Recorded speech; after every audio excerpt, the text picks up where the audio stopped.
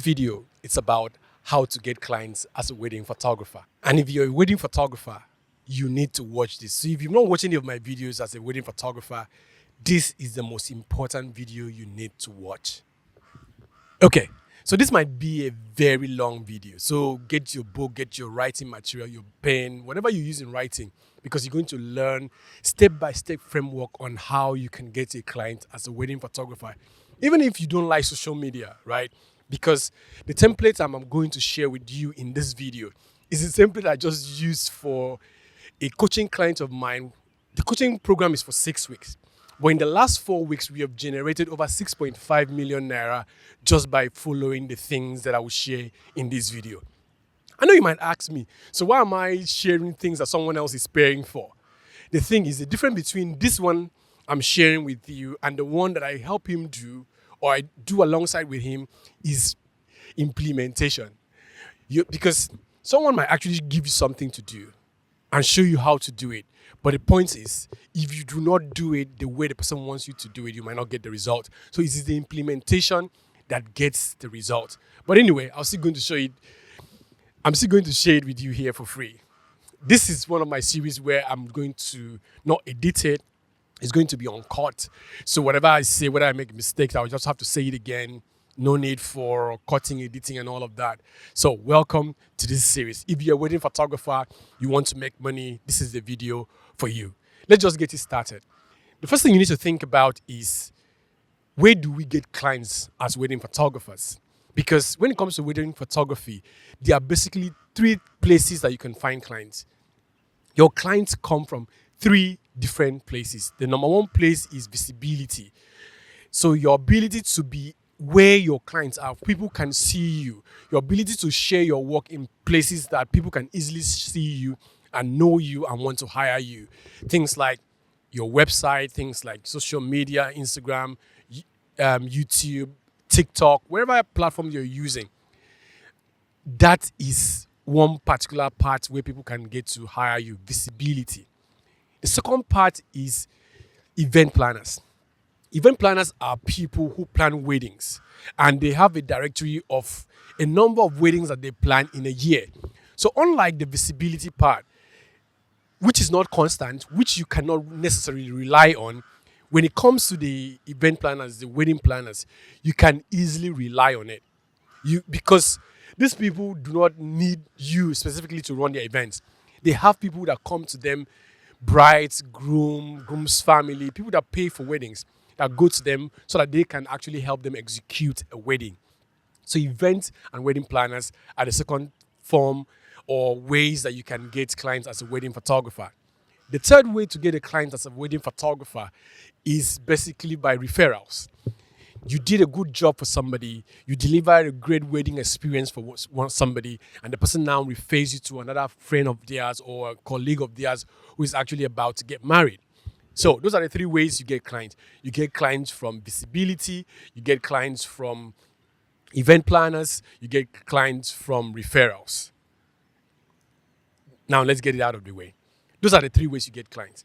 But what I'm going to share with you here is like a framework, step-by-step things you should do before you even get to whether it is the visibility or you get to the event planners or you want to do the referral program.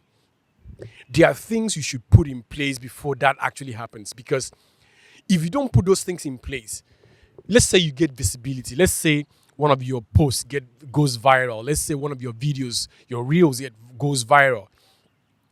If you do not put these frameworks that I'm about to show you in place, your virality would just be in vain. I'll say it again. If you do not put the frameworks that I'm about to share with you in place, whether you get virality in 2 videos, 3 videos, 4 videos, it will be in vain, because it will be very difficult for you to turn that visibility into paying clients. So what are the frameworks? So I'll start with the first one. The first one is for you to be clear on the offer that you are bringing to the marketplace.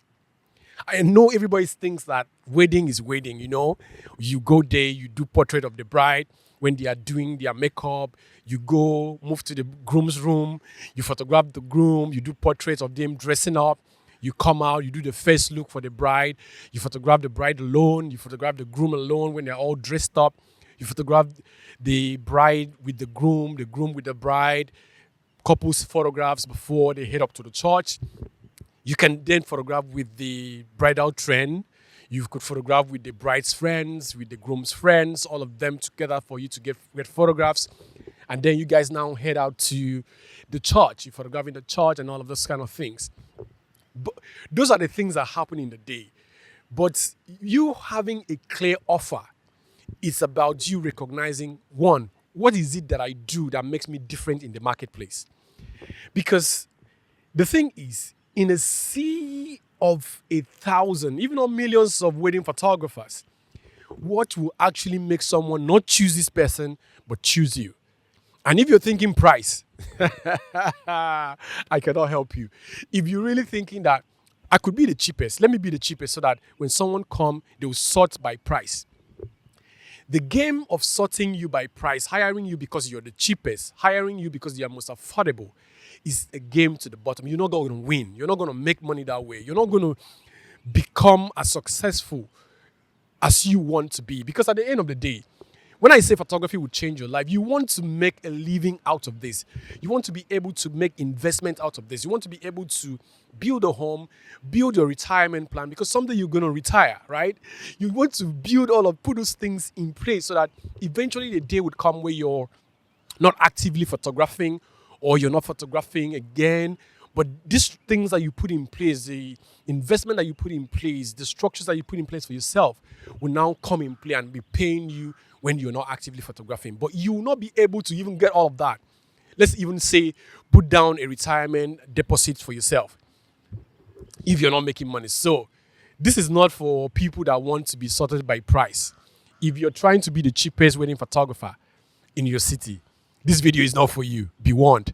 So this is about people who want to be differentiated by, one, their visual look, two, by the experience that they offer, and three, by their uniqueness in combining those two things and bringing it into the marketplace.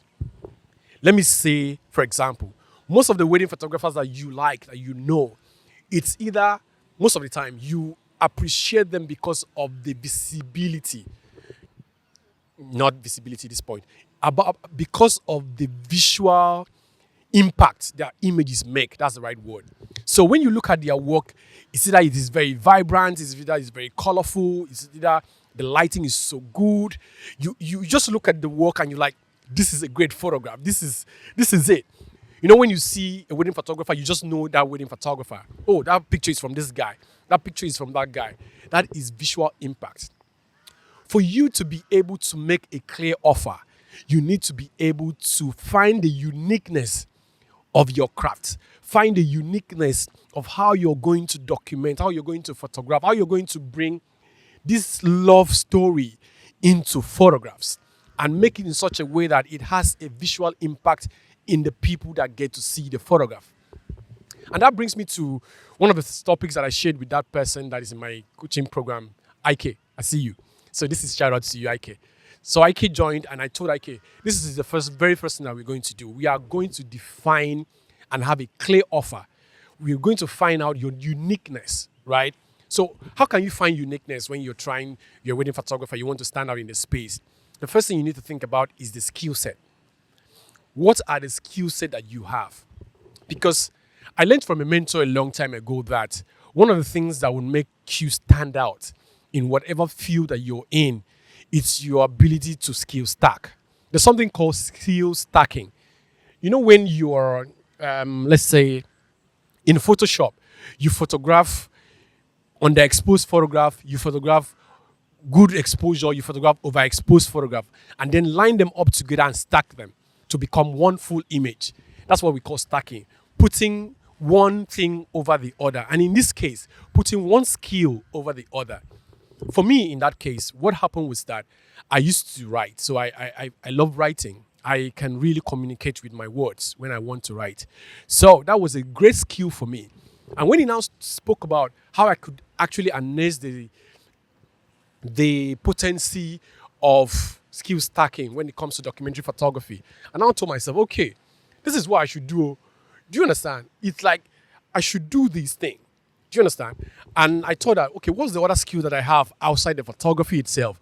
And that other skill was my ability to talk to people, because I used to do evangelism in my church, right? So I have been exposed to talking to different people about Jesus, trying to make them understand the love he has for them and all of that. So that was a skill. Then I also had a skill of writing. So I now combined photography, documentary photography in this case, plus my skill of talking to strangers, plus my skill of writing. So when it comes to when you see my photographs and the story that I write up for those photographs, for those photo projects, it has the kind of impact it has had, because I'm not just someone with a camera. I'm someone who can actually communicate, talk to strangers, and have them open up and say things that ordinarily they won't tell anybody. So it is a skill set, right? It is a skill set. And I use that, talk to them, because now I can write, I record the conversation, I come back, and I use visual words in writing up those things. And that actually created more impact for my work than just somebody who just had the skill of making photographs. That's skill stacking. So in the case of Ike, so what I did was that Ike has a very great skill when it comes to, he's a fashion photographer, right? Not like real fashion photographer. He used to do, where he learned photography from, his boss was a fashion photographer, or is a fashion photographer. So he is exposed to shooting lookbooks, exposed to shooting editorials, exposed to shooting products, and all of those kind of things, right? And when he now how would I put it now? Is it transferred, or when he now transitioned, that's the right word, when he now transitioned into wedding photography, he left that skill set. So by talking to him, I got to find out that, he has this skill of shooting lookbooks, fashion lookbooks. He has this skill of shooting fashion editorials and all of that. So I had to now use the principle of skill stacking back in it. So what I did was that I told him, in a wedding, we are going to photograph this wedding as if it's a fashion show. So it's going to be fashion editorial in weddings. It's going to be product photography in weddings, not just weddings. If you look at the wedding photographers that you like, some of them are great portrait artists, great portrait photographer. So they bring their portraiture skill into the wedding space. Some of them are fashion photographers, like, what's his name again? Saeed. Saeed is a Lebanese fashion photographer based out of Dubai, right? But Saeed photographs weddings because of the fashion part. That's skill stacking. The other people that photograph documentary photography, and they bring their skill set in documentary photography into weddings, and you can see by the kind of photographs that they make out of the wedding. You would go to the same wedding, you would just be about taking portraits. Bride stand here, groom stand there. Pictures that anybody can make, right? According to the words of my friends Jide Kola and Michael from F10 Studio, they said that if your friends can photograph the image that they will photograph, there's no need for you to hire them. Look at the confidence, because they know that posing people is easy. Stand here and stand there. But they actually brought their skill set when it comes to documentary photography, reportage, when it comes to storytelling, into the wedding, which is another skill set entirely. By doing that, they get to photograph images that you'll be asking yourself, this isn't really happening in this wedding. And that is the thing that makes them unique in the field that they have chosen to play. So in all of that, what I'm trying to say to you is that look at the skill set that you have. It might not actually be a photography skill. It might actually be that you understand graphics design. It might actually be that you understand UX, UI. It might actually be that you understand colors. It may actually be that you are someone that actually maybe done fashion work before, maybe like tailoring. Find out the skill that you've had already and figure out how you can bring those skills and stack with the ones that you have with the wedding photography, because at the end of the day, that is actually what will make you stand out. People actually think that standing out alone, it's about you being able to use preset. But the thing about preset is that other photographers created it for themselves. So you're now using a preset to promote the other person. So once you buy a preset, the thing is, you are making the person that created that preset, that look, more popular by making yourself a fake him. So as many fake hymns that are in the market, the more his price then goes up, because his look is now everywhere. And when the look is everywhere, people will look for the person that originated it, the owner of it, and that's the person that will actually make all the money. So instead of you trying to get your uniqueness out of trying to get presets, try to find other skills that you have and then stack them together for you to be able to create something unique for yourself. Now you could be a fashion wedding photographer. Now you could be a documentary wedding photographer. Now you could be a product wedding photographer. When it comes to that product, think about it. Most of the images of the purses, the rings, the shoes, people just photograph it and they just lay down there and it's just like there. And my question to you is that if the people that advertise the owners of the bags, the owners of the shoes, the owners of the rings, if they photographed or they use the images that you photographed in that wedding to promote their product, will someone be interested in it? So you need to think about how you can photograph, whether it is a purse, a bead, earrings, whatever product that they are using. Think about it as a product photographer at that very point, so that when we see it, it will not just be as some other person just laying on a bed.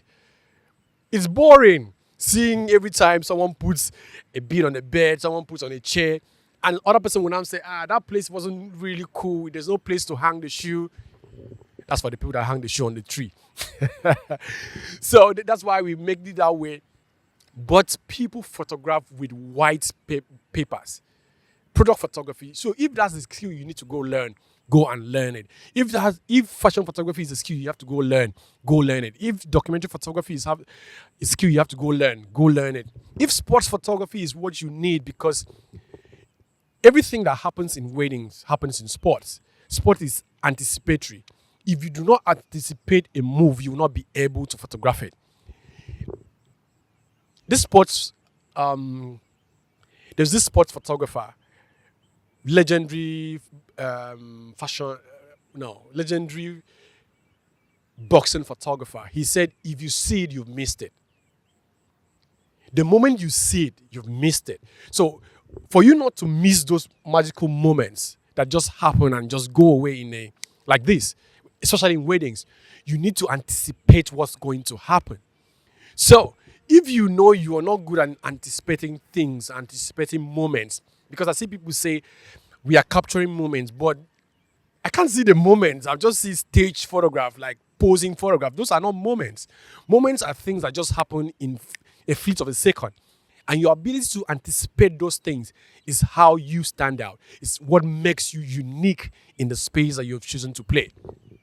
Going back, remember the first stage is identify your uniqueness. That's the first thing. So that you can create an offer that is now making you to stand out in the sea of all of these wedding photographers. That's number one.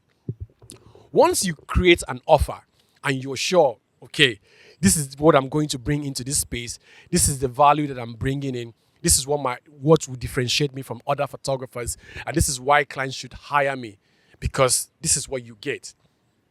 You are clear on that. You have the skill set to back it up. You have the ability to create those experiences. Remember I said the first way to actually build that uniqueness is actually visual impact in your photographs. I mentioned that part. The second part is the experience. So if you're trying to build an experience, I would give you two examples, right? Go into a booker and try to buy any food item, rice, stew, pepper soup, whatever it is you want to order. Go into a booker and get it, like a small restaurant. Like, let's not use restaurant. A booker, like sports, right? Get that stuff that you want to buy. And then go into a 3-star, 4-star restaurant and order the same meal and take a look at how those meals are being delivered in those two places. Oftentimes, we photographers forget that this thing that we are doing is not about, it's not a picture business. We forget that this is not about staging people, having people to pose and making photographs. This is a service-based business, meaning that the way you treat the people that are your clients is actually even more important than the photograph that you make of them. So in fact, it is the way you treat them that will affect how they perceive and receive the photograph that you make of them. If you go to the booker to buy the rice, you get there, they'll say, oh, sit down. Sometimes they say, they're going to go and wash plates and all of that and all of that and all of that. They'll just bring a plate of food, put it on the table and bring it for you. That's it. You go to a restaurant to buy the same meal. When you get there, they're going to welcome you. The ambience is nice. The light is good. The music is soft. So a soft-spoken person, whether it's a male or female, whatever the case is, will come attend to you and now say, welcome to the restaurant. This is the chef that's in the kitchen. What do you want? This is the menu. You can go through it. But as you're waiting, let's start with the starter. What do you like for the starter? They give you options for starters. Like, they know it's going to take time for the meal to come. So they don't want you to just wait for nothing, do nothing, and be bored. So they actually bring something for you to hold yourself, while you wait for your meal that you ordered. And after the meal, they would come with a dessert, whether it is a cake or any pastry for that matter. And sometimes they even wrap something as a takeaway for you. So the experience you get from the restaurant, the 4-star restaurant, 3-star restaurant, is not the same service that you get from a booker, even when the product that you're getting from them are the same. So you need to understand that it is not the pictures. It is the service that you deliver to these people. How do you treat them? I know a photographer that his service includes them actually, when it comes to what they call that thing? When it comes to the pre-wedding shoot, the service includes picking up the clients in a well-shuffled car, one of these luxury cars, taking them to the location, catering for the meals, catering for every other thing that the client would have needed at that particular point in time, and then driving them back. That's a service. I don't have to now sweat. I don't have to now think about how do I come with my car. I don't have to think about how do I come with somebody that will come and help me and all of those kind of stuff. So it is in those things. It could actually be in the little things that you gift to them while at it.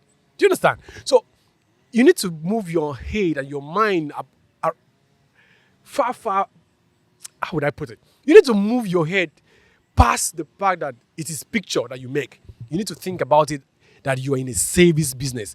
How can I deliver service that someone will now go and tell some other person about? Because it's not about making a photograph. Like I said, it is the experience that they have that they will use, that eyes that they perceive the experience is how they will now rate the photograph that you made. So when someone said, that photograph, I don't like the picture. I don't like that picture.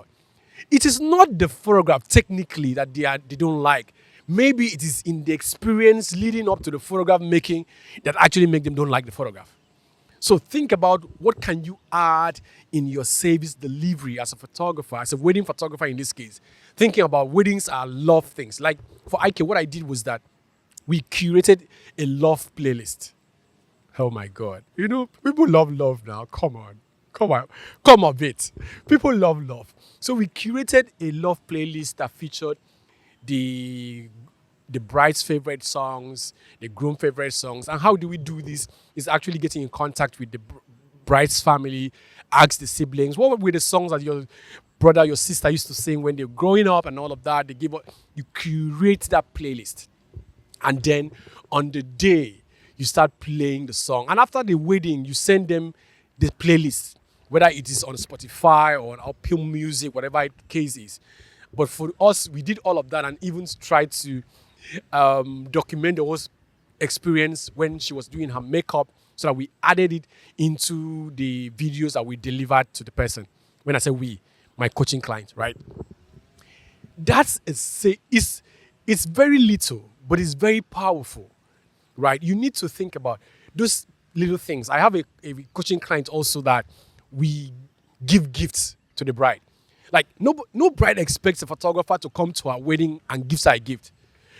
He will just show up, and the first thing he comes in is coming with a gift. You understand? And I think that for that particular client, shout out to Maven, he had the event planner book him for 3 or 4 other weddings just because of the gift. And now every time he shows up, the brides are now saying, hope you come with my gift too. It's a simple thing. It might not actually be a very costly gift. But one thing is that because of that experience, how they feel, whatever the pictures are, they will like it because they like the experience already. So those are the 2 ways that you can now be unique in the space. Create visually impactful images, the first strategy I told you, and then create an experience that will stand you out in the marketplace. Once you are able to do that, we now go to phase 2 of the framework. So the phase 2 of the framework is now to start on a Google Sheet. Get a Google Sheet and then write down all the people you think would need your service, whether they are event planners, whether they are friends that you know they are going to get married, whether they are colleagues that are going to get married, whether it's in your church.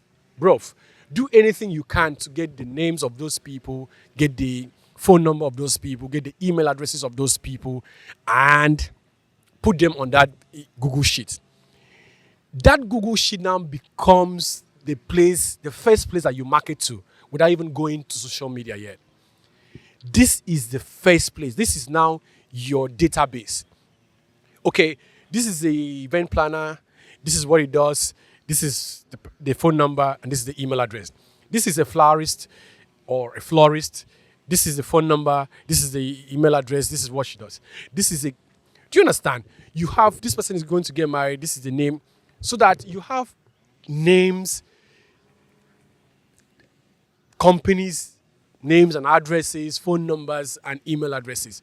So once you collate all of that,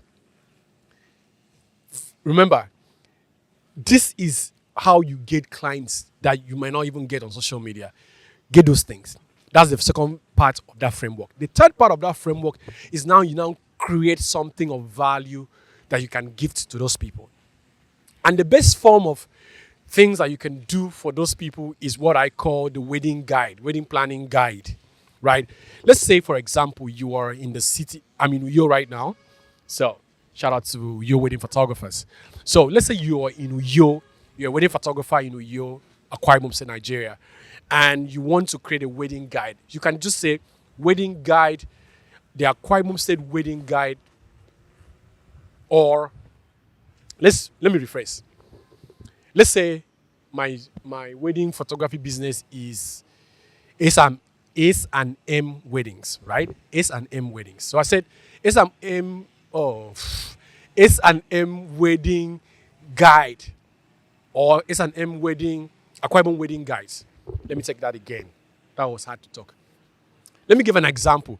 So let's say you are Maven, right? And I'm in Uyo right now. So Maven, let's say he's in Akwa Ibom. So you said Maven Akwa Ibom wedding guide. So the impact of that, the things that will be on that guide is, first of all, locations. Locations for pre-weddings.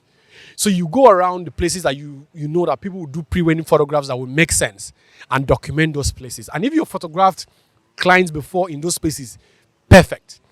You go around the event halls in Uyo, in Akwa Ibom State, and you put out the name. So on that guide, it said locations for pre-wedding shoots. You write out the location for pre-wedding shoots and how people can get in contact with that place and book them.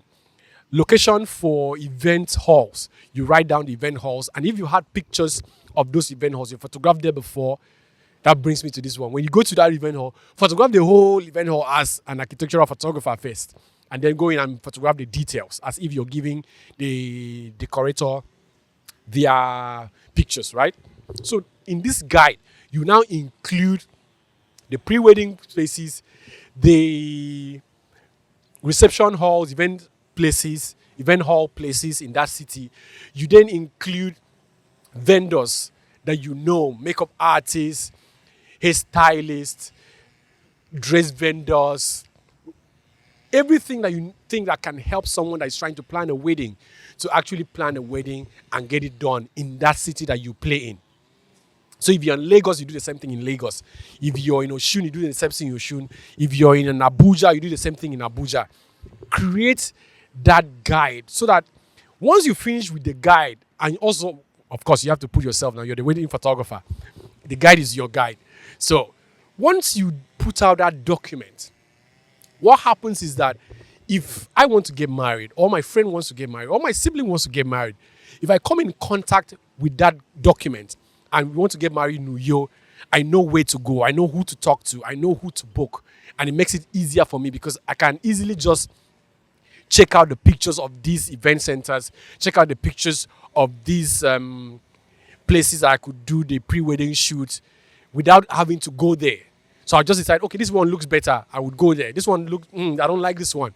So this guide is saving me and the people that want to get married a bit of their resources, their time, their money, and just wasting their time, right? So once you do all of that and put at the end, of course, how to contact you and all of that. You remember when I said you should do a Google Sheet of those people that you want to contact? That's the first place that you now send that guide to. Those are the people that you need to send it first to. Now, you're not even on social media. Do you not see the part? Of if you have like 50, 100, and you send that particular guide to the person, that is what we now call a lead magnet. So people that do marketing, email marketing and all of that, they call it a lead magnet. Something that you give to people, something that is of value, that those people can give you something in return. So as a wedding photographer, it is that guide that you can give to people that will be of value and they want back to talk to you. Do you understand now? So the first part is send it to those people and look at the feedback that will give to you, their replies, whether it's an email, how they will reply to it and all of that and all of that. And once you finish that, you can now take that particular guide and run a sponsored ad on it. Most of the time, especially when you're starting out, you might not have a lot of pictures to use in marketing. So the best bet is to give this guide that you might not actually need to put your pictures there for you to help these people get the vendors, get the locations that they want for their wedding. And once you do that, you are now positioned yourself to get more clients than you could ever imagine. That's not like something that you do once and stop. It's a flywheel. The clarity and uniqueness of your offer powers the Google Sheet and your database. And that now powers the thing that you use as a guide. So once you finish with the guide and you now find a new place that you know that just came up, you add to the guide and you now send it back to your database. And then you have more people on the database, you recycle. It's a flywheel. Soon enough, that cycle, those three pillars that I just mentioned to you, those three frameworks, those three things in that framework that I just mentioned to you will then power your wedding business. And all of that, you did it without even going on social media. So the thing about having clients when it comes to wedding is get your uniqueness. Use that to create your offer. Create a database of people that need it. And then send that offer to them. Remember what I said when we started this thing? I said that there are three sets of clients. The ones that come with visibility, the ones that come through event planners, and the ones that come through referrals. The visibility is the ones that would see your work, see this guide that you've generated, and it becomes of value to them, and they want to come and see what you do, whether it's on your website or on your Instagram page or whatever it is. Visibility. Those ones that, remember the skill stacking part that I mentioned, that your images are unique and different from what is achievable in your market space. The visibility comes from that. Your ability to reach more people with something that is different, but something that is also of value to them. When it comes to the event planners, of course, they have series of vendors that they hire. So for every wedding that they plan, they will need a DJ, they will need a caterer, they will need a decorator, they will need a photographer, a videographer, a stylist. They will need several vendors. Your job is to be of value. Put out your portfolio in such a way that you show it to those people. The guide, you show it to those people. The images you've created and created the portfolio, you show it to them. And then the price list, you show it to them. Then they would add you to their, what do you call that thing? To their list of vendors that they use for events. And if you deliver quality work, they will repeatedly give you work. And in this business, you need 5 event planners to give you 5 weddings in a year for you to have 25 weddings. Do you know the number of event planners that we have? Do you know the number of weddings that these people plan? And all you just need to do is to convince 5 of them to put you on their list. And if those 5 give you 5 weddings, oh my God, you're made. And when it comes to the referral part goes down to the experience that you give to these people. Remember when I said what will differentiate you? The visual impact of your photograph and the experience that you give to people. So once the experience now works, people would love to work with you. And then people will now recommend you to other people. Let me give you, last Tuesday, I was having a conversation with a coaching client of mine. He was saying that he sent one of his people to go document a wedding, a TM, traditional marriage in one of those places. And after the person came back, the person said they were late. The photographer was complaining that they were late, they were this, that he almost fought. And he was like, almost fought, but thank God you're back anyway. You thought it was something very, something very simple and not very serious and all of that. Guess what happened? The next day, the bride called him and told him, oh, thank you for the photographs. When are we going to see it? And yes, before I forget, that guy that you sent to my TM, hope he's not coming for the wedding, no? That one of my husband's friends just called me to remind me that I should tell you that guy should not come. Are you seeing what I'm saying? That is even the best of the clients. They are the ones that will not even say anything. They will not tell you that your person, your crew gave them a bad experience. They will not say that they insulted them. They will not say that they had a bad experience with it. But all they would do is to channel their energy in making sure that their friends, their families, anybody that they know that wants to hire your photography company, they will block it. It's not that the pictures did not come out well. It's because the experience was bad. When the experience is bad, nobody cares about the photograph. So make sure, if you want people to refer you, you want people to be the ones that mention your name in rooms that you cannot enter, pay close attention to the experience. And this experience goes from how you talk to them when they first come in contact with your brand and to the final day you deliver the work, and even after that. I have a video about how to onboard clients and all of that. You can go check that one out. But the experience is not the day of the wedding. The experience is not the day of the pre-wedding. The experience starts from the moment that they send you a message or they call you on the phone. How do you respond to them? How did you make them feel? Because people will always remember how you make them feel than whatever thing that you do for them. Remember, they will always judge your photographs through the lens of the experience that they had with you. Never forget that. We are in the service business. So make sure if you want people to refer you, get your experience right. Treat people well. Make people want to talk about you. And then, just like this, you'll be using those frameworks to now rotate around and get as much clients as you can make. Like my coaching client that I mentioned, IK. IK, this is his 5th week, but we have done 6.5 million in weddings already by making sure that we have done all the things that I've mentioned in that framework and adding more things to it. So yeah, if you're not subscribed to this channel, I share business tips like this that will help photographers make money, build successful businesses, and take care of themselves and their families. So like this video so that other people would see it. Watch it to the end so that you get like you're at the end already. But make sure that you share this video to somebody, whether it's a friend that's doing wedding photography or someone that you know. Share this video with them. And yes, if you are interested in the coaching program, the link would be in the description below or in the in the description below or in my comment section. You'll see the link there. Let's see how we can help you make your next set of millions doing the things that you love. Really want to talk to you soon.